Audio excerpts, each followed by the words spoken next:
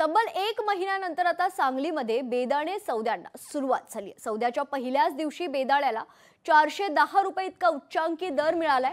दिवाळीनंतर सुरू झालेल्या सौद्यांमध्ये बेदाण्याच्या दराला 20 ते 25 रुपये इतका जादाचा दर मिळालाय। कमी प्रमाणात बेदाण्याची आवक झाली असली तरी सरासरी 300 ते 410 रुपये इतका बेदाण्याला दर मिळाल्याने शेतकऱ्यांच्या मध्ये आनंदाचं वातावरण पसरलं असून सांगली कृषी उत्पन्न बाजार समितीच्या खरं तर आवारात बेदाण्याच्या सौद्याला सुरुवात झालेली आहे। तर शेतकऱ्यांनी मोठ्या संख्येने यात सहभागी व्हावं असं आवाहन या निमित्तानं व्यापारी व सांगली कृषी उत्पन्न बाजार समितीच्या वतीनं करण्यात आलेलं आहे।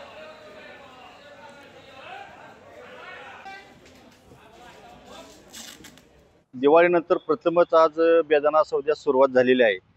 तसेच दिवाळीपूर्वी जे रेट होते त्यापेक्षा 25 ते 30 रुपये प्रति किलो बेदाणा रेट दर वाढलेला आहे आणि आज शेतकऱ्याला 410 रुपये इतका विक्रमी भाव मिळालेला आहे।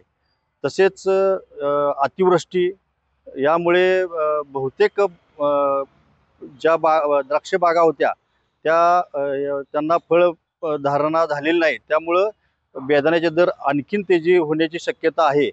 तरी शेतकऱ्यानं आपला माल हा सांगली कृषी उत्पन्न बाजार समितीच्या बेदाणा सौद्यामध्येच आणून विकावा। बेदाण्याचे सौदे चांगल्या पद्धतीने सुरू झालेत, पण फार अडचणी अल्प प्रमाणात आवक आणलेली आहे, कारण की फार मोठा माल असा काही कोल्ड स्टोरेजमध्ये अवेलेबल दिसत नाही आहे शेतकऱ्यांचा।